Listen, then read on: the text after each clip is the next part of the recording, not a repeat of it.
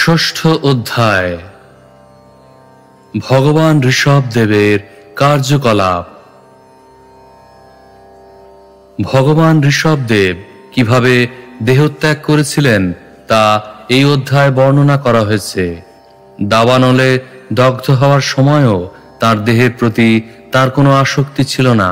জ্ঞানাগ্নিতে যখন সকাম কর্মের বীজ দগ্ধ হয়ে যায় তখন যোগৈশ্বর্য স্বয়ং উপস্থিত হলেও ভক্তিযোগে বিঘ্ন সৃষ্টি করতে পারে না। সাধারণ যোগী যোগসিদ্ধির দ্বারা মোহিত হয় এবং তার ফলে তার প্রগতি প্রতিহত হয়। তাই আদর্শ যোগী সেগুলির সমাদর করেন না। মন যেহেতু অত্যন্ত চঞ্চল, তাই মনকে সর্বদা নিয়ন্ত্রণাধীন রাখা কর্তব্য। মহান যোগী সৌভরী ঋষির মনও তাকে এমনভাবে বিচলিত করেছিল যে তিনি দীর্ঘ তপস্যালব্ধ যোগশক্তি হারিয়ে ফেলেছিলেন। চঞ্চল মনের প্রভাবে মহান যোগীও যোগভ্রষ্ট হয়ে অধঃপতিত হন। মন এতই চঞ্চল যে তা সিদ্ধযোগীকেও তার ইন্দ্রিয়ের বশীভূত করে ফেলে। তাই ভগবান ঋষভদেব সমস্ত যোগীদের শিক্ষা দেওয়ার জন্য দেহত্যাগ করার পন্থা প্রদর্শন করেছেন। দক্ষিণ ভারতের কর্ণাট, কঙ্ক, বেঙ্ক এবং কুটক প্রদেশে ভ্রমণ করতে করতে ঋষভদেব কুটকাচলের সমীপবর্তী বনে উপস্থিত হয়েছিলেন। হঠাৎ সেই বনে দাবানল জ্বলে ওঠে এবং তার ফলে সেই বন ও ভগবান ঋষভদেবের দেহ ভস্মীভূত হয়। ভগবান ঋষভদেবের পরমহংস লীলা কঙ্ক, বেঙ্ক এবং কুটকের রাজা অবগত ছিলেন। সেই রাজার নাম ছিল অর্হত। পরে সেই মন্দমতি রাজা ভগবানের দৈবী মায়ায় বিমোহিত হয়ে জৈনমত প্রবর্তন করেছিলেন। ভগবান ঋষভদেব অবতীর্ণ হয়ে মোক্ষ ধর্ম উপদেশ দিয়ে সব রকম নাস্তিক্যবাদের বিনাশ করেন।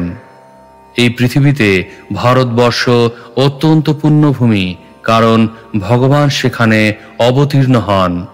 যোগীরা যে সিদ্ধি লাভের প্রয়াস করেন, ঋষভদেব সেই সমস্ত সিদ্ধি উপেক্ষা করেছিলেন। কারণ ভগবত ভক্তির মাধুর্য এমনই যে ভগবত ভক্তের যোগসিদ্ধির প্রতি আর কোনো রকম আকর্ষণ থাকে না। যোগেশ্বর কৃষ্ণ তার ভক্তের হয়ে সমস্ত যোগসিদ্ধি প্রদর্শন করতে পারেন। ভগবত ভক্তি যোগসিদ্ধির থেকেও বহুগুণ দুর্লভ। কখনো কখনো ভগবত ভক্ত মহাচ্ছন্ন হয়ে মুক্তি এবং যোগসিদ্ধি কামনা করেন। ভগবান সেই সমস্ত ভক্তদের বাসনা পূর্ণ করেন, কিন্তু তাদের তিনি ভক্তি প্রদান করেন না। কিন্তু ভক্তি তারাই লাভ করতে পারেন যারা মুক্তি অথবা যোগসিদ্ধি কামনা করেন না। শ্লোক 1। রাজ উবাচ নূনম ভগব আত্মা রামাণাম যোগসমিরিত জ্ঞানাবভর্জিত কর্ম বীজানাম ঐশ্বর্যাণি পুনঃ ক্লেশদানি ভবিতুম অর্হন্তি যদৃচ্ছযোপগতানি। অনুবাদ। মহারাজ পরীক্ষিত সুখদেব গোস্বামীকে জিজ্ঞাসা করলেন, হে ভগবান, যাদের হৃদয় সম্পূর্ণরূপে নির্মল, ভক্তিযোগে অনুশীলনের প্রভাবে তারা জ্ঞান লাভ করেন এবং সকাম কর্মের প্রতি তাদের সমস্ত আসক্তি সম্পূর্ণরূপে দগ্ধ হয়ে ভস্মীভূত হয়, তখন তাদের কাছে সমস্ত যোগ ঐশ্বর্য আপনা থেকেই উপস্থিত হলেও তা তাদের কাছে ক্লেশদায়ক হয় না। তাহলে ঋষভদেব কেন সেগুলি অঙ্গীকার করলেন না? তাৎপর্য: শুদ্ধ ভক্ত নিরন্তর ভগবানের সেবায় যুক্ত থাকেন। ভগবানের সেবা করার জন্য তার যা কিছু প্রয়োজন হয় তা তিনি আপনা থেকেই লাভ করেন, যদিও মনে হতে পারে যে তা যেন তার যোগসিদ্ধির ফল। কখনো কখনো যোগীরা এক টুকরো সোনা তৈরি করে তাদের যোগশক্তি প্রদর্শন করে এবং তার ফলে মূর্খ লোকেরা মোহিত হয়ে সেই অতি নগণ্য ব্যক্তিকে পরমেশ্বর ভগবান বলে মনে করে তার অনুগমন করে। অনেক সময় এই সমস্ত যোগীরা নিজেরাই নিজেদের ভগবান বলে জাহির করতে চায়, কিন্তু ভক্তকে কখনো এই ধরনের ভেলকিবাজি দেখাতে হয় না। যোগ সাধনা না করে ভগবত ভক্ত সারা পৃথিবী জুড়ে অসীম সম্পদ লাভ করেন। তাই ঋষভদেব এই ধরনের যোগসিদ্ধি প্রদর্শন করতে চাননি এবং মহারাজ পরীক্ষিত জিজ্ঞাসা করেছেন তিনি কেন সেগুলি গ্রহণ করেননি, কারণ ভগবত ভক্তের কাছে তা মোটেই ক্লেশদায়ক নয়। ভগবত ভক্ত কখনোই জড় ঐশ্বর্যের প্রভাবে বিচলিত হন না অথবা প্রসন্ন হন না। তার একমাত্র লক্ষ্য হচ্ছে কিভাবে তিনি ভগবানের প্রসন্নতা বিধান করবেন। ভগবানের কৃপায় ভক্ত যদি অতুল সম্পদ লাভ করেন তাহলে তিনি ভগবানের সেবাতেই তা সদ্ব্যবহার করেন। তিনি কখনো ঐশ্বর্যের দ্বারা বিচলিত হন না। শ্লোক 2। ऋषिरुवाच सत्यमुक्तं किन्त्विह वा एकेन मनसोद्धा विश्रम्भमनवस्थानस्य शठकिरात इव सङ्गच्छन्ते। অনুবাদ। শ্রীল সুখদেব গোস্বামী উত্তর দিলেন, হে রাজন, আপনি যা বলেছেন তা সত্য, কিন্তু ধূর্ত ব্যাধ যেমন পশুদের ধরার পরও তাদের প্রতি সম্পূর্ণ বিশ্বাস স্থাপন করতে পারে না, কারণ তারা পালিয়ে যেতে পারে, তেমনি মহাত্মাগণ চঞ্চল মনের প্রতি আস্থা স্থাপন করেন না। তাই তারা সর্বদা অত্যন্ত সতর্কতার সঙ্গে মনকে পর্যবেক্ষণ করেন। তাৎপর্য: ভগবদ্গীতায় 18:5 ভগবান শ্রীকৃষ্ণ বলেছেন, यज्ञदान तपः कर्म न त्याज्यं कार्यमेव तत् यज्ञोदानं तपश्चैव पावनानि मनीषिणाम्। যজ্ঞ, তপশ্চর্যা এবং দান রূপ কর্ম কখনো ত্যাগ করা উচিত নয়, সেগুলি সম্পাদন করা কর্তব্য। প্রকৃতপক্ষে যজ্ঞ, দান এবং তপস্যা মহাত্মাদেরও পবিত্র করে। যিনি সংসার ত্যাগ করে সন্ন্যাস গ্রহণ করেছেন তার হরে কৃষ্ণ মহামন্ত্র কীর্তন পরিত্যাগ করা উচিত নয়। সন্ন্যাসের অর্থ এই নয় যে সংকীর্তন যজ্ঞ ত্যাগ করতে হবে, তেমনি দান অথবা তপস্যাও ত্যাগ করা উচিত নয়। মন এবং ইন্দ্রিয় সংযমের জন্য যোগ অনুশীলন নিষ্ঠাপূর্বক পালন করা উচিত। ভগবান ঋষভদেব দেখিয়েছেন কিভাবে কঠোর তপস্যা অনুষ্ঠান করতে হয় এবং তিনি সকলের জন্য এক অপূর্ব আদর্শ স্থাপন করে গেছেন। শ্লোক 3। तथा च उक्तं न कुर्यात् कर्हिचित् सख्यं मनसि ह्यनवस्थिते यद्विश्रम्भाच्चिराच्चीर्णं च स्कन्दतप ऐश्वरम्। অনুবাদ। পণ্ডিতেরা বলেছেন মন স্বভাবতই অত্যন্ত চঞ্চল, তাই তার সঙ্গে বন্ধুত্ব স্থাপন করা উচিত নয়। মনের প্রতি পূর্ণ বিশ্বাস স্থাপন করলে যে কোনো মুহূর্তে তা আমাদের প্রতারণা করতে পারে। দেবাদিদেব মহাদেবও ভগবানের মোহিনী মূর্তি দেখে বিচলিত হয়েছিলেন এবং সৌভরী মুনি যোগসিদ্ধির অতি উন্নত অবস্থা থেকে অধঃপতিত হয়েছিলেন। তাৎপর্য: যিনি পারমার্থিক জীবনে উন্নতি সাধন করতে চান তার প্রথম কর্তব্য হচ্ছে মন এবং ইন্দ্রিয় সংযত করা। শ্রীকৃষ্ণ ভগবদ গীতায় 15:7 বলেছেন, জীব ভগবানের বিভিন্ন অংশ হওয়ার ফলে চিন্ময়, কিন্তু তা সত্ত্বেও তারা এই জড় জগতে মন এবং ইন্দ্রিয়ের প্রভাবে জীবন সংগ্রামে লিপ্ত হয়ে নিরন্তর নানা রকম দুঃখ কষ্ট ভোগ করছে। এই নিরর্থক জীবন সংগ্রাম থেকে নিষ্কৃতি লাভ করে সুখী হতে হলে মানুষকে তার মন ও ইন্দ্রিয় সংযম করতে হবে এবং জড়জগতের বন্ধন থেকে মুক্ত হতে হবে। তপস্যা কখনোই ত্যাগ করা উচিত নয়। কিভাবে তপস্যা করতে হয় তা ঋষভদেব স্বয়ং আমাদের দেখিয়েছেন। শ্রীমদ্ ভাগবতে 9, 19, 17 বিশেষভাবে উল্লেখ করা হয়েছে, মাত্রা স্বস্ত্রা দুহিত্রা বা না বিবিক্তাসনো ভবেৎ বলবান ইন্দ্রিয়গ্রামো বিদ্বান সমপি কর্ষতি। স্ত্রী সঙ্গ করার সময় গৃহস্থ, বানপ্রস্থ, সন্ন্যাসী এবং ব্রহ্মচারী সকলেই অত্যন্ত সাবধান হওয়া উচিত।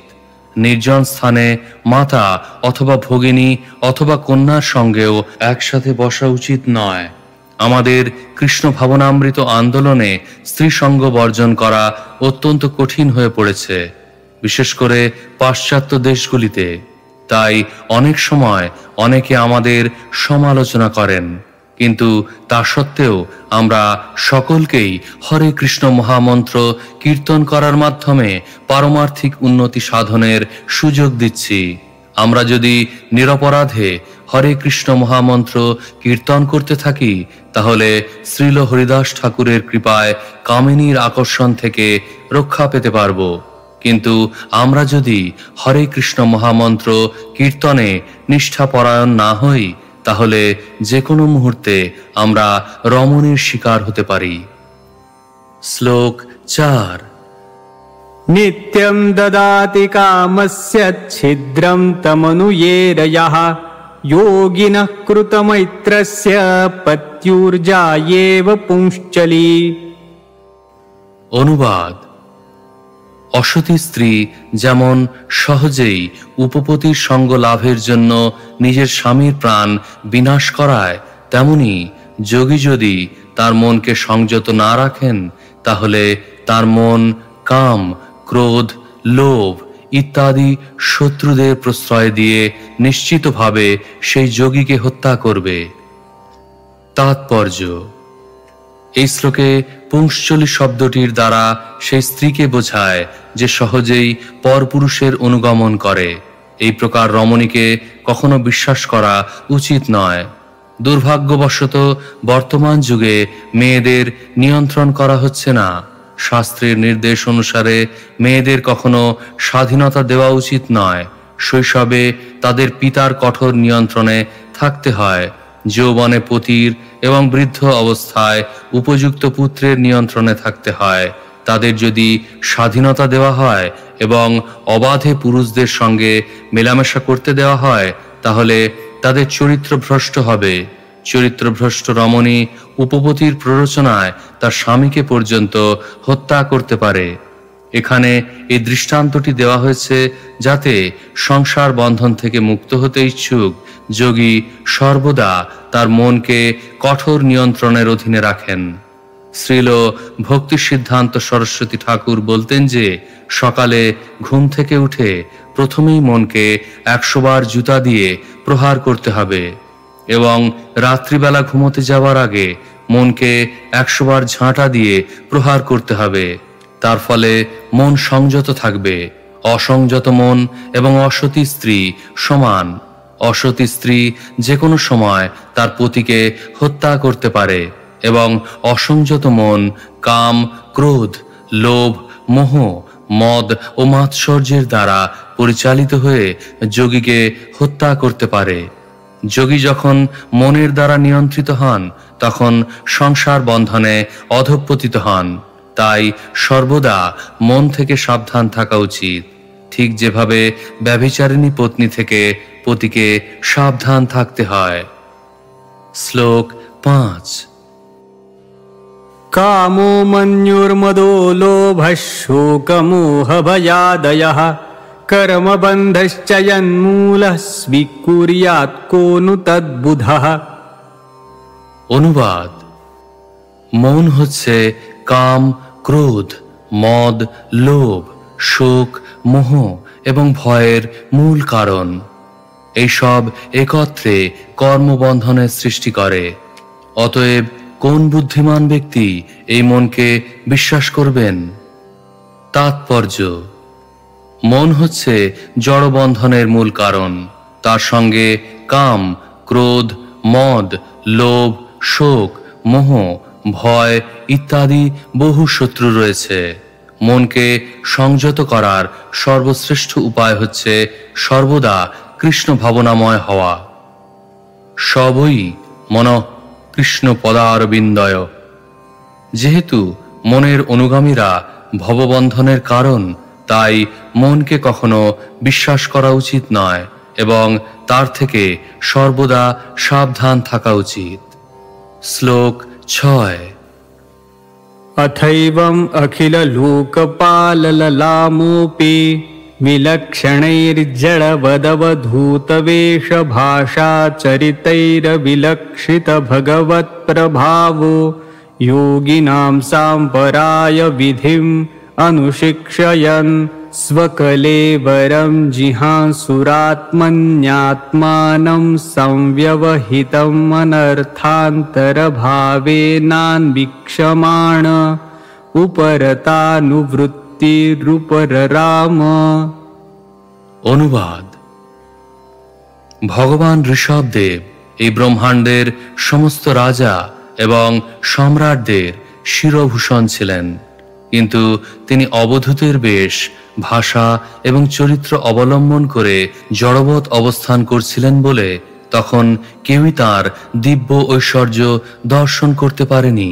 তিনি যোগীদের দেহত্যাগ করার প্রক্রিয়া শিক্ষা দেওয়ার জন্য এইভাবে আচরণ করেছিলেন, কিন্তু তা সত্ত্বেও বাসুদেব কৃষ্ণের অংশ অবতার রূপে তার মূলস্থিতি তিনি সর্বদাই বজায় রেখেছিলেন।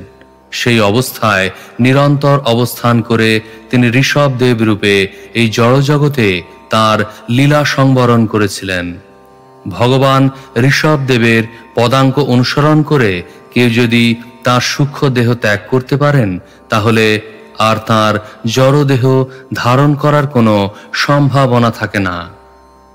তাৎপর্য: ভগবদ্গীতায় 4:9 শ্রীকৃষ্ণ বলেছেন, जन्म कर्म च मे दिव्यम् एवं यो वेत्ति तत्त्वतः त्यक्त्वा देहं पुनर्जन्म नैति मामेति सोऽर्जुन। হে অর্জুন, যে ব্যক্তি আমার এই প্রকার দিব্য জন্ম এবং কর্ম যথাযথভাবে জানে, তাকে আর দেহত্যাগ করার পর পুনরায় জন্মগ্রহণ করতে হয় না। পক্ষান্তরে সে আমার নিত্য ধাম লাভ করে। ভগবানের নিত্যদাস হতে পারলেই কেবল তা সম্ভব হয়। নিজের স্বরূপ এবং ভগবানের স্বরূপ হৃদয়ঙ্গম করা অবশ্য কর্তব্য। উভয়েরই স্বরূপ চিন্ময়। ভগবানের নিত্য দাসত্ব বরণ করতে পারলেই এই জড়জগতে পুনর্জন্মগ্রহণ থেকে উদ্ধার পাওয়া যায়। কেউ যদি চিন্ময় চেতনায় অবস্থিত হয়ে নিজেকে ভগবানের নিত্য দাস রূপে চিন্তা করেন, তাহলে তার জড়দেহ পরিত্যাগ করার সময় তিনি সাফল্য লাভ করবেন। শ্লোক 7। तस्य हवा एवं मुक्तलिङ्गस्य भगवत ऋषभस्य योगमाया वासनया देह इमां जगतिम् अभिमानाभासेन संक्रममाणः कोकं वेङ्कुटकान् दक्षिणकर्णाटकान् देशान् यदृच्छयोपगतः कुटकाचलोपवन आस्यकृताश्मकवल उन्माद इव मुक्तमूर्धजो संवित एव विचचार। অনুবাদ: প্রকৃতপক্ষে ঋষভদেবের কোনো জড় শরীর ছিল না, কিন্তু যোগমায়ার প্রভাবে তিনি তার দেহকে জড় বলে মনে করেছিলেন এবং যেহেতু তিনি একজন সাধারণ মানুষের মতো লীলাবিলাস করছিলেন, তাই তিনি তার দেহাত্মবুদ্ধি পরিত্যাগ করেছিলেন। এইভাবে স্থূল এবং সূক্ষ্ম দেহ অভিমান পরিত্যাগ করে ভ্রমণ করতে করতে তিনি দক্ষিণ ভারতের কর্ণাটক প্রদেশের কোঙ্ক, বেঙ্ক ও কুটক প্রভৃতি দেশ ভ্রমণ করে তার ইচ্ছা অনুসারে কুটকচাল পর্বতের সমীপবর্তী উপবনে উপস্থিত হয়েছিলেন। সেখানে তিনি তার মুখের মধ্যে কতকগুলি পাথরের টুকরো নিক্ষেপ করে উন্মাদের মতো মুক্ত কেশে দিগম্বর বেশে ভ্রমণ করতে লাগলেন। শ্লোক 8। अथ समीर वेग विधुत वेणु विकर्षण जातो ग्रदावानलस्तद्वनमाले लिहान हासहतेन ददाह। অনুবাদ: তিনি যখন এইভাবে ভ্রমণ করছিলেন তখন বায়ু বেগে সেই বনের বাঁশের মধ্যে সংঘর্ষণের ফলে প্রচণ্ড দাবানল প্রজ্বলিত হয়েছিল। সেই দাবানল ভগবান ঋষভদেবের দেহসহ কুটকাচলের সমীপবর্তী সেই বনটিকে ভস্মীভূত করেছিল। তাৎপর্য: এই প্রকার দাবানল পশুদের শরীর ভস্মীভূত করতে পারে, কিন্তু আপাতদৃষ্টিতে যদিও মনে হয়েছিল যে ঋষভদেবের শরীর ভস্মীভূত হয়েছে, কিন্তু প্রকৃতপক্ষে তা হয়নি। ভগবান ঋষভদেব হচ্ছেন সমস্ত জীবের পরমাত্মা এবং তিনি কখনো দাবানলে দগ্ধ হতে পারেন না। ভগবদ্গীতায় বলা হয়েছে অধাহ্য হয়ম, আত্মা কখনো আগুনের দ্বারা দগ্ধ হয় না।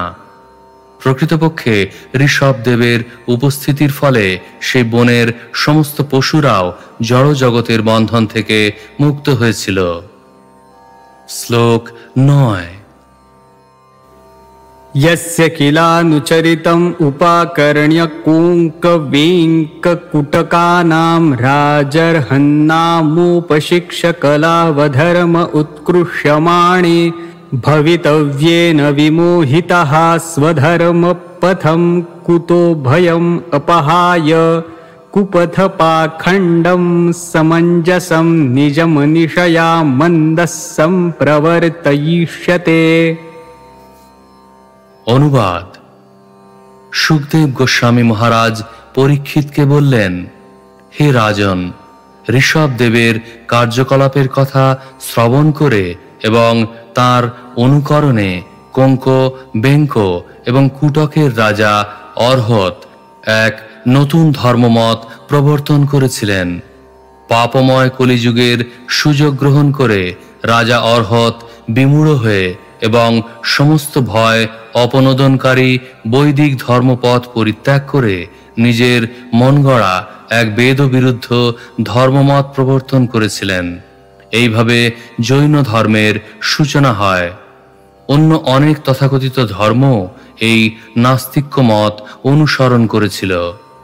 তাৎপর্য: শ্রীকৃষ্ণ যখন এই পৃথিবীতে প্রকট ছিলেন তখন পৌণ্ড্রক নামক এক ব্যক্তি নারায়ণের চতুর্ভুজ রূপের অনুকরণ করে নিজেকে পরমেশ্বর ভগবান বলে ঘোষণা করেছিল। সে শ্রীকৃষ্ণের প্রতিদ্বন্দ্বিতা করতে চেয়েছিল।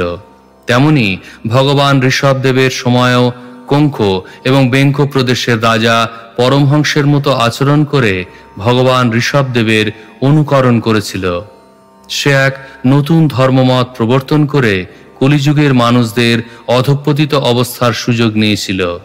বৈদিক শাস্ত্রে বলা হয় যে এই যুগের মানুষেরা যে কোনো ব্যক্তিকে পরমেশ্বর ভগবান বলে গ্রহণ করবে এবং বেদ বিরুদ্ধ যে কোনো মতকে ধর্ম বলে গ্রহণ করবে। এই যুগের মানুষদের মন্দা সুমন্দ মতয় বলে বর্ণনা করা হয়েছে। সাধারণত তাদের কোনো আধ্যাত্মিক সংস্কৃতি নেই এবং তাই তারা অত্যন্ত অধঃপতিত। তার ফলে তারা যে কোনো মতকে ধর্ম বলে গ্রহণ করবে। তাদের দুর্ভাগ্যের ফলে তারা বৈদিক নীতি ভুলে যাবে। এই যুগে অবৈদিক মত অনুসরণ করে তারা নিজেদের ভগবান বলে মনে করবে এবং সারা পৃথিবী জুড়ে নাস্তিক্যবাদ প্রচার করবে। শ্লোক 10।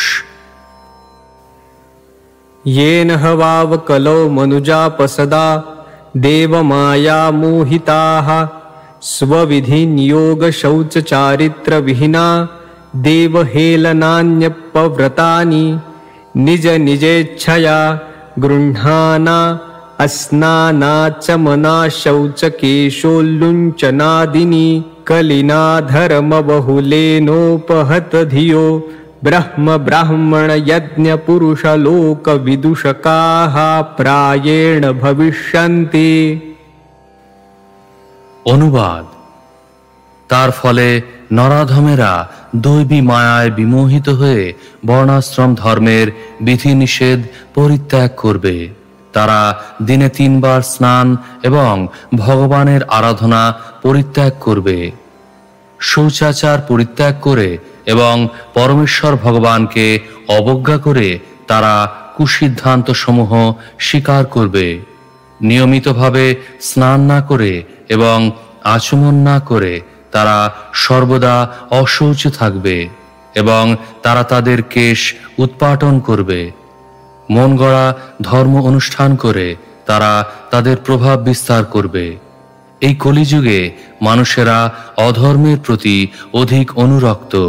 তার ফলে সেই সমস্ত মানুষেরা স্বাভাবিকভাবেই বেদ, বেদানুগ ব্রাহ্মণ, ভগবান এবং ভক্তদের উপহাস করবে। তাৎপর্য: বর্তমানে পাশ্চাত্য দেশের হিপিরা এই বর্ণনার সঙ্গে ঠিক মিলে যায়। তারা দায়িত্বহীন এবং অসংযত। তারা স্নান করে না এবং তত্ত্বজ্ঞানের অবজ্ঞা করে। তারা তাদের মন গড়া জীবনশৈলী এবং ধর্মমত তৈরি করে। আধুনিক যুগের এই সমস্ত হিপিরা পরমহংসরূপে লীলাবিলাসকারী ভগবান ঋষভদেবের অনুসরণকারী রাজা অর্হতের বংশধর। রাজা অর্হত বিচার করে দেখেনি যে ভগবান ঋষভদেব যদিও উন্মাদের মতো আচরণ করেছিলেন, কিন্তু তার বিষ্ঠা এবং মূত্র এতই সুগন্ধযুক্ত ছিল যে তা বহু যোজন বিস্তৃত স্থানকে সুরভিত করেছিল। রাজা অর্হতের অনুগামীদের বলা হয় জৈন এবং পরবর্তীকালে অন্য অনেকে তাদের অনুসরণ করেছিল। বিশেষ করে বর্তমান সময়ের হিপিরা, যারা এক প্রকার মায়াবাদী, কারণ তারা নিজেদের ভগবান বলে মনে করে। এই প্রকার মানুষেরা বেদের প্রকৃত অনুগামী আদর্শ ব্রাহ্মণদের শ্রদ্ধা করে না, এমনকি তাদের পরব্রহ্ম পরমেশ্বর ভগবানের প্রতিও কোনো শ্রদ্ধা নেই। এই কলিযুগের প্রভাবে তারা নানা প্রকার মন গড়া ধর্মমত তৈরি করে। শ্লোক 11।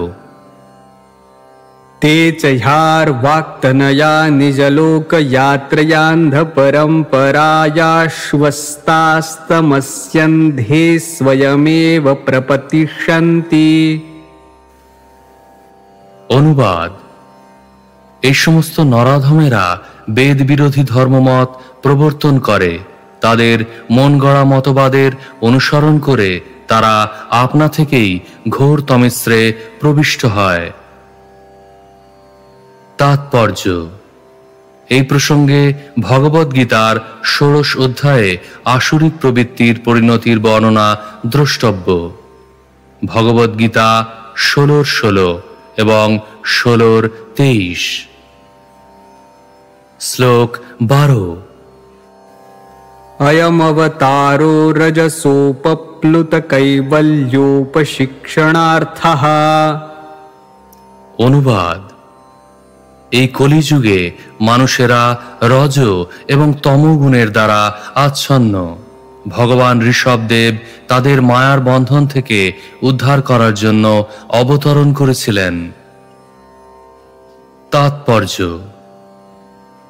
কলিযুগের লক্ষণ সম্বন্ধে শ্রীমদ্ ভাগবতের 12 স্কন্ধের 3য় অধ্যায়ে ভবিষ্যৎবাণী করা হয়েছে। লাবণ্যং কেশধারণম। অধঃপতিত জীবেরা যে কিভাবে আচরণ করবে তা সেখানে বর্ণনা করা হয়েছে। তারা লম্বা চুল রেখে নিজেদের খুব সুন্দর বলে মনে করবে, অথবা তারা জৈনদের মতো কেশ উৎপাটন করবে। তারা অত্যন্ত নোংরা থাকবে এবং তাদের মুখ পর্যন্ত ধোবে না। জৈনরা বলে যে ভগবান ঋষভদেব হচ্ছেন তাদের আদি গুরু। তারা যদি ঋষভদেবের ঐকান্তিক অনুগামী হয় তাহলে তার নির্দেশ পালন করা তাদের অবশ্যই কর্তব্য। এই স্কন্ধের 5ম অধ্যায়ে ঋষভদেব তার 100 পুত্রদের মায়ার বন্ধন থেকে মুক্ত হওয়ার উপদেশ দিয়েছিলেন। কেউ যদি প্রকৃতই ঋষভদেবের অনুগমন করেন তাহলে তিনি অবশ্যই মায়ার বন্ধন থেকে মুক্ত হয়ে ভগবত ধামে ফিরে যাবেন। কেউ যদি পঞ্চম অধ্যায় বর্ণিত ঋষভদেবের উপদেশগুলি অনুসরণ করেন তাহলে অবশ্যই তিনি মুক্ত হবেন। এই সমস্ত অধঃপতিত জীবদের উদ্ধার করার জন্যই ঋষভদেব বিশেষ করে অবতীর্ণ হয়েছিলেন। শ্লোক 13। तस्यानुगुणान् श्लोकान् गायन्ति अहो भुवः सप्त समुद्रवत्या द्वीपेषु वर्षेषु अधिपुण्यमेतत् गायन्ति यत्रत्य जना मुरारेः कर्माणि भद्राण्यवतारवन्ति। অনুবাদ: পণ্ডিতেরা ঋষভদেবের দিব্য গুণাবলী বর্ণনা করে এই প্রকার শ্লোকসমূহ কীর্তন করেন। আহা, সপ্ত সাগর এবং সপ্তদ্বীপ সমন্বিতা পৃথিবীর মধ্যে এই ভারতবর্ষই সবচাইতে পবিত্র স্থান, কারণ এখানে সকলেই ঋষভদেব আদি ভগবানের অবতারদের মহিমা কীর্তন করেন। মানব সমাজের কল্যাণ সাধনের জন্য এই সমস্ত কার্যকলাপ অত্যন্ত পবিত্র। তাৎপর্য: শ্রীচৈতন্য মহাপ্রভু বলেছেন, ভারত ভূমিতে হইল মনুষ্য জন্ম যার, জন্ম সার্থক করি করপর উপকার। এই শ্লোকে বর্ণনা করা হয়েছে যে ভারতবর্ষ হচ্ছে সবচাইতে পুণ্যভূমি। যারা বেদের অনুগামী তারা ভগবানের বিভিন্ন অবতার সম্বন্ধে অবগত এবং তারা বৈদিক নির্দেশ অনুসারে ভগবানের মহিমা কীর্তন করেন। মনুষ্য জন্মের মহিমা হৃদয়ঙ্গম করার পর তাদের কর্তব্য সারা পৃথিবী জুড়ে মানুষের কাছে তাদের জীবনের উদ্দেশ্য সম্বন্ধে প্রচার করা। সেটিই হচ্ছে শ্রীচৈতন্য মহাপ্রভুর শিক্ষা। এই শ্লোকে অধিপুণ্যম শব্দটি ইঙ্গিত করে যে সমগ্র পৃথিবীতে অবশ্যই বহু পুণ্যবান ব্যক্তি রয়েছেন, কিন্তু ভারতবর্ষের মানুষেরা সবচাইতে পুণ্যবান। তাই তারা সমগ্র মানব সমাজের কল্যাণ সাধনের জন্য সারা পৃথিবী জুড়ে কৃষ্ণ ভাবনামৃত প্রচারের যোগ্য। শ্রীল মধ্বাচার্য ভারতবর্ষের এই বিশেষ বৈশিষ্ট্য উপলব্ধি করে বলেছেন, বিশেষাদ ভারতে পুণ্যম। সারা পৃথিবীতে ভগবত ভক্তির কোনো প্রশ্নই ওঠে না, কিন্তু ভারতবর্ষের মানুষেরা তা সহজেই হৃদয়ঙ্গম করতে পারে। এইভাবে ভগবত ভক্তির অনুশীলন করে এবং তারপর সকলের মঙ্গলের জন্য সারা পৃথিবী জুড়ে সেই পন্থা প্রচার করে প্রতিটি ভারতবাসী তার জীবন সার্থক করতে পারেন। শ্লোক 14। अहोनु वंशो यशसावदातः प्रैवव्रतो यत्र पुमान् पुराणः कृतावतारः पुरुषः स आद्यश्चचार धर्मं यदकर्म हेतुम्। অনুবাদ: আহা, প্রিয়ব্রতের বংশ সম্বন্ধে আমি কি বলবো, যা অত্যন্ত নির্মল এবং বিখ্যাত। এই বংশে পুরাণ পুরুষ আদিদেব ভগবান অবতীর্ণ হয়ে সকাম কর্মের নিবৃত্তি সাধক ধর্মের আচরণ করেছিলেন। তাৎপর্য: মানব সমাজে বহু বংশ রয়েছে যাতে পরমেশ্বর ভগবান অবতীর্ণ হয়েছেন। ভগবান শ্রীকৃষ্ণ যদুবংশে আবির্ভূত হয়েছিলেন এবং শ্রীরামচন্দ্র ইক্ষ্বাকু বা রঘুবংশে আবির্ভূত হয়েছিলেন। তেমনি ভগবান ঋষভদেব রাজা প্রিয়ব্রতের বংশে আবির্ভূত হয়েছিলেন। এই সমস্ত বংশ অত্যন্ত বিখ্যাত এবং তাদের মধ্যে প্রিয়ব্রতের বংশ অত্যন্ত প্রসিদ্ধ। শ্লোক 15। कोन्वस्य काष्ठामपरोऽनुगच्छेन्मनोरथेनाप्यभवस्य योगी यो योगमायाः स्पृहयत्युदस्ता यसत्तया येन कृतप्रयत्नाः। অনুবাদ: এমন কোন যোগী কি আছেন যিনি মনের দ্বারাও ঋষভদেবের আদর্শ অনুসরণ করতে পারেন? যোগীরা যে সমস্ত সিদ্ধি লাভের জন্য লালায়িত ভগবান ঋষভদেব সেগুলি অসৎ বলে পরিত্যাগ করেছিলেন। এমন কোন যোগী আছেন ঋষভদেবের সঙ্গে যার তুলনা করা যায়? তাৎপর্য: সাধারণত যোগীরা অনিমা, লঘিমা, মহিমা, প্রাকাম্য, প্রাপ্তি, ঈশিতা, বশিতা এবং কামাবসায়িতা এই 8 প্রকার যোগসিদ্ধি কামনা করে। কিন্তু ভগবান ঋষভদেব এই সমস্ত জড়বস্তুর আকাঙ্ক্ষা করেননি। এই সিদ্ধিগুলি ভগবানের মায়া কর্তৃক প্রদত্ত হয়। যোগ সাধনার প্রকৃত উদ্দেশ্য হচ্ছে ভগবানের শ্রীপাদ পদ্মের কৃপা এবং আশ্রয় লাভ করা, কিন্তু যোগমায়া সেই উদ্দেশ্যকে আচ্ছাদিত করে রাখে। তথাকথিত যোগীরা তাই অনিমা, লঘিমা, প্রাপ্তি আদি অসৎ যোগসিদ্ধির দ্বারা মোহিত হয়। তাই ভগবান ঋষভদেবের সঙ্গে সাধারণ যোগীদের তুলনা করা যায় না। শ্লোক 16।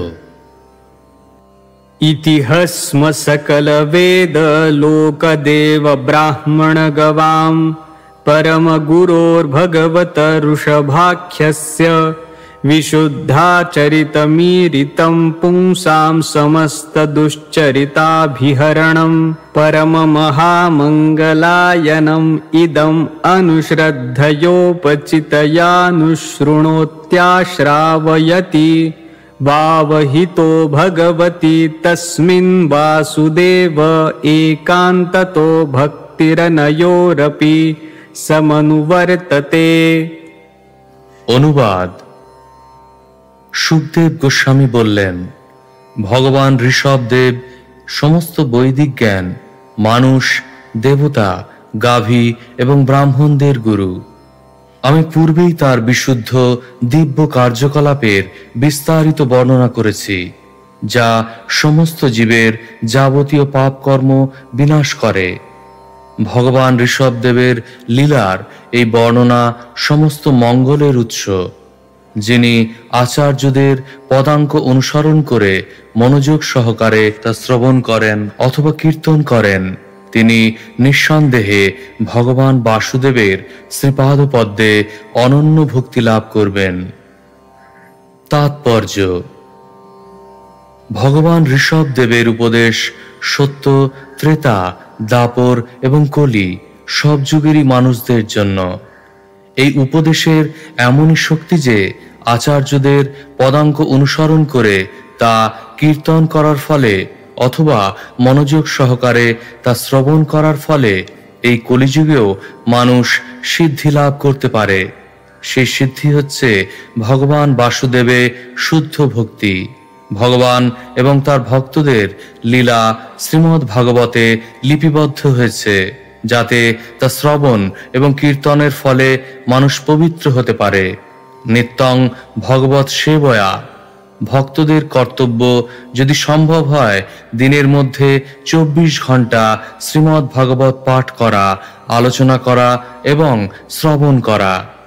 শ্রী চৈতন্য মহাপ্রভুও সেই উপদেশ দিয়ে বলেছিলেন, কীর্তনীয় সদা হরি।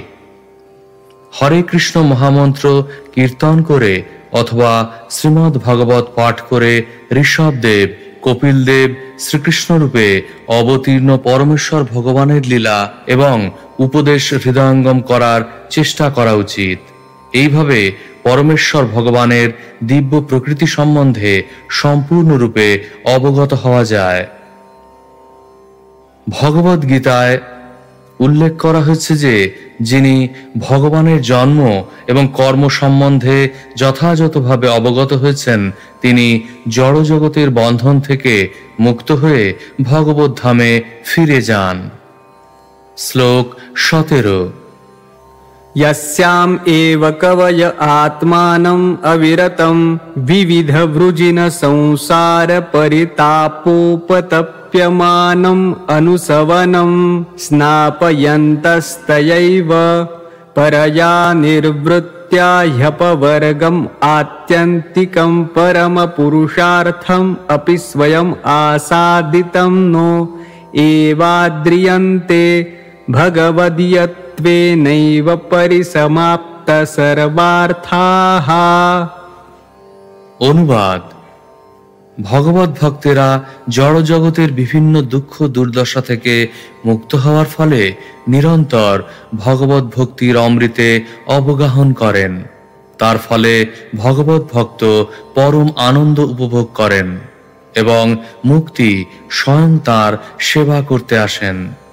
কিন্তু তারা তার সেবা গ্রহণ করেন না, এমনকি ভগবান স্বয়ং তাদের মুক্তি দিতে চাইলেও তারা তা গ্রহণ করতে চান না। ভক্তের কাছে মুক্তি নিতান্তই নগণ্য, কারণ ভগবানের দিব্য প্রেমময় সেবা লাভ করার ফলে তাদের সমস্ত আকাঙ্ক্ষা পূর্ণ হয়ে যায় এবং তাদের আর কোনো জড়জাগতিক বাসনা থাকে না।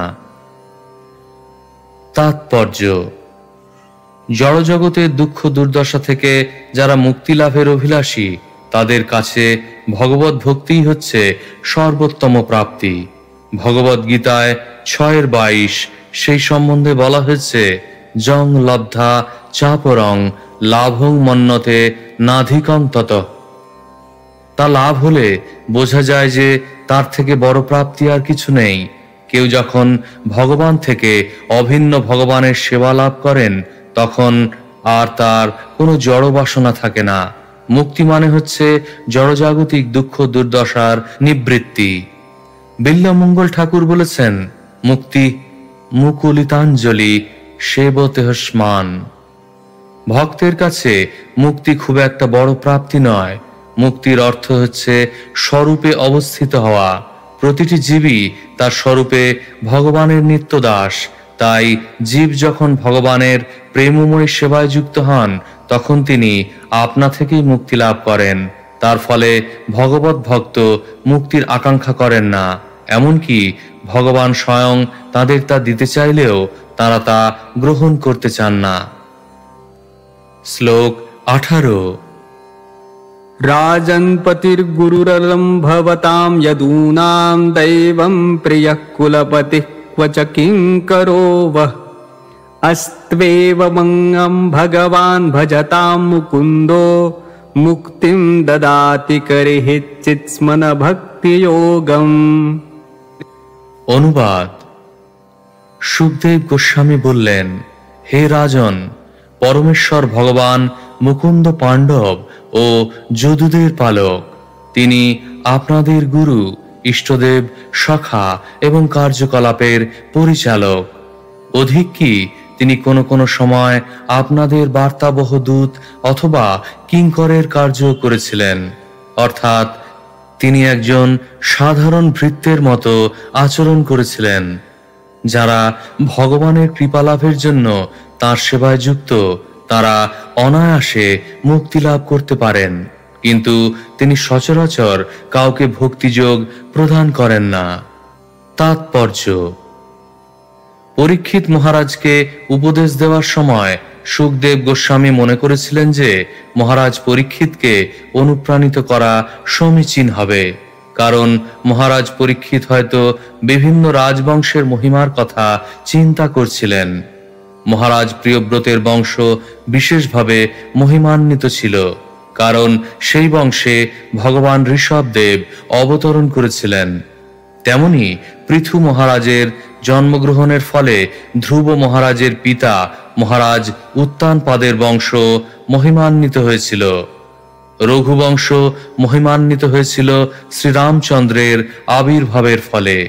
যদু এবং কুরুবংশ যুগপৎ বর্তমান ছিল, কিন্তু এই দুই বংশের মধ্যে যদু বংশ শ্রীকৃষ্ণের আবির্ভাবের ফলে অধিক মহিমান্বিত ছিল। মহারাজ পরীক্ষিত মনে করে থাকতে পারেন যে কুরুবংশ হয়তো অন্যান্য বংশের মতো সৌভাগ্য সমন্বিত ছিল না, কারণ সেই বংশে ভগবান অবতরণ করেননি। তাই এই শ্লোকে সুখদেব গোস্বামী পরীক্ষিত মহারাজকে উৎসাহ প্রদান করেছেন। কুরুবংশকে অধিক যশস্বী বলে মনে করা যেতে পারে, কারণ এই বংশে ভগবানের শুদ্ধ ভক্ত পঞ্চ পাণ্ডব জন্মগ্রহণ করেছিলেন। শ্রীকৃষ্ণ যদিও কুরুবংশে অবতীর্ণ হননি, কিন্তু তিনি পাণ্ডবদের ভক্তিতে এতই প্রসন্ন ছিলেন যে তিনি পাণ্ডব পরিবারের পালক এবং গুরু রূপে আচরণ করেছিলেন। যদুবংশে জন্মগ্রহণ করলেও শ্রীকৃষ্ণ পাণ্ডবদের প্রতি অধিক স্নেহপরায়ণ ছিলেন। তার আচরণের দ্বারা ভগবান শ্রীকৃষ্ণ প্রমাণ করেছিলেন যে তিনি যদুবংশ থেকেও কুরুবংশের প্রতি অধিক অনুরক্ত ছিলেন। বাস্তবিক পক্ষে পাণ্ডবদের ভক্তিতে ঋণী হওয়ার ফলে শ্রীকৃষ্ণ তাদের দূত হয়েছিলেন এবং বহু বিপজ্জনক অবস্থায় তাদের পরিচালনা করেছিলেন। তাই শ্রীকৃষ্ণ তাদের বংশে অবতীর্ণ হননি বলে মহারাজ পরীক্ষিতের দুঃখিত হওয়ার কোনো কারণ ছিল না। ভগবান তার শুদ্ধ ভক্তদের প্রতি অত্যন্ত স্নেহপরায়ণ এবং তার আচরণের দ্বারা তিনি প্রমাণ করেন যে ভক্তদের কাছে মুক্তি মোটেই গুরুত্বপূর্ণ নয়। ভগবান শ্রীকৃষ্ণ অনায়াসে মুক্তি দান করেন, কিন্তু ভক্তি দান করেন না। মুক্তিং দদাতি কর্হিচিৎ স্ম ন ভক্তি যোগম। প্রত্যক্ষ অথবা পরোক্ষভাবে প্রমাণিত হয়েছে যে ভক্তিযোগ হচ্ছে ভগবানের সঙ্গে সব চাইতে অন্তরঙ্গ সম্পর্ক স্থাপনের ভিত্তি। তা মুক্তির থেকে অনেক শ্রেষ্ঠ। ভগবানের শুদ্ধ ভক্ত আপনা থেকেই মুক্তি লাভ করেন। শ্লোক 19। নিত্যানুভূত নিজ লাভ নিবৃত্ত তৃষ্ণঃ শ্রেয়স্য তদ্রচনয়া চিরসুপ্ত বুদ্ধেঃ লোকস্য ইয়ঃ করুণয়া ভয়মাত্মলোকম আখ্যান্নমো ভগবতে ঋষভায় তস্मै। অনুবাদ: ভগবান ঋষভদেব তার স্বরূপ সম্বন্ধে অবগত ছিলেন, তাই তিনি ছিলেন আত্মতৃপ্ত এবং তার বাহ্য ইন্দ্রিয় সুখভোগের কোনো বাসনা ছিল না। যেহেতু তিনি ছিলেন স্বয়ং সম্পূর্ণ, তাই তার কোনো প্রকার সাফল্য লাভের কোনো বাসনা ছিল না। যারা দেহাত্মবুদ্ধিযুক্ত হয়ে জড় পরিবেশ সৃষ্টি করার জন্য বৃথা পরিশ্রম করে, তারা অবশ্যই তাদের প্রকৃত স্বার্থ সম্বন্ধে অবগত নয়। ভগবান ঋষভদেব তার অহৈতুকী কৃপাবশত আত্মার স্বরূপ এবং জীবনের উদ্দেশ্য সম্বন্ধে শিক্ষা দান করেছিলেন। তাই আমরা ভগবান ঋষভদেবকে আমাদের সশ্রদ্ধ প্রণতি নিবেদন করি। তাৎপর্য: এই শ্লোকটি ঋষভদেবের চরিত্র বর্ণনাকারী এই অধ্যায়ের সারাংশ স্বরূপ। পরমেশ্বর ভগবান হওয়ার ফলে ঋষভদেব স্বয়ং সম্পূর্ণ ছিলেন। ভগবানের বিভিন্ন অংশস্বরূপ আমাদের মতো জীবদের ভগবান ঋষভদেবের উপদেশ অনুসরণ করে স্বয়ং সম্পূর্ণ হওয়া উচিত। দেহাত্মবুদ্ধিতে মগ্ন হয়ে অনর্থক দেহের চাহিদাগুলি বৃদ্ধি করা উচিত নয়।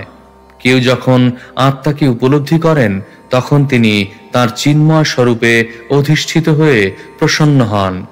ভগবদ গীতায় 18:54 সেই কথা প্রতিপন্ন করে বলা হয়েছে, ব্রহ্মভূত প্রসন্নাত্মা ন শোচতি ন কাঙ্ক্ষতি। সেটি হচ্ছে প্রতিটি জীবের পরম উদ্দেশ্য। জড়জগতে থাকলেও কেউ যদি ভগবদ গীতা অথবা শ্রীমদ্ ভাগবতে ভগবানের দেওয়া নির্দেশগুলি অনুসরণ করেন, তাহলে তিনি শোক এবং মোহ থেকে মুক্ত হয়ে সম্পূর্ণরূপে প্রসন্ন হতে পারবেন। আত্ম উপলব্ধির দ্বারা লব্ধ আনন্দকে বলা হয় স্বরূপ আনন্দ। বদ্ধ জীব চিরকাল অজ্ঞানের অন্ধকারে নিদ্রিত থাকার ফলে তার প্রকৃত হিত কিসে হয় বুঝতে পারে না। সে কেবল জড়জাগতিক আয়োজনের মাধ্যমে সুখী হতে চায়, কিন্তু তা কখনো সম্ভব নয়। তাই শ্রীমদ্ ভাগবতে বলা হয়েছে, ন তে বিদুঃ স্বার্থগতিং হি বিষ্ণুম। অজ্ঞানাচ্ছন্ন হওয়ার ফলে বদ্ধজীব বুঝতে পারে না যে ভগবান শ্রীবিষ্ণুর শ্রীপাদপদ্মের আশ্রয় গ্রহণ করাই হচ্ছে তার চরম স্বার্থ। জড় পরিবেশকে নিয়ন্ত্রণ করার মাধ্যমে সুখী হওয়ার যে প্রচেষ্টা, তা সম্পূর্ণরূপে নিরর্থক। প্রকৃতপক্ষে তা কখনো সম্ভব নয়। তার ব্যক্তিগত আচরণ এবং উপদেশের দ্বারা ভগবান ঋষভদেব বদ্ধ জীবদের জ্ঞানের আলোক প্রদর্শন করেছেন। এবং চিন্ময় স্বরূপে অধিষ্ঠিত হয়ে কিভাবে আত্মনির্ভরশীল হতে হয় তা প্রদর্শন করেছেন। ইতি শ্রীমদ্ ভগবতের পঞ্চম স্কন্ধের ভগবান ঋষভ দেবের কার্যকলাপ নামক ষষ্ঠ অধ্যায়ের ভক্তি বেদান্ত তাৎপর্য।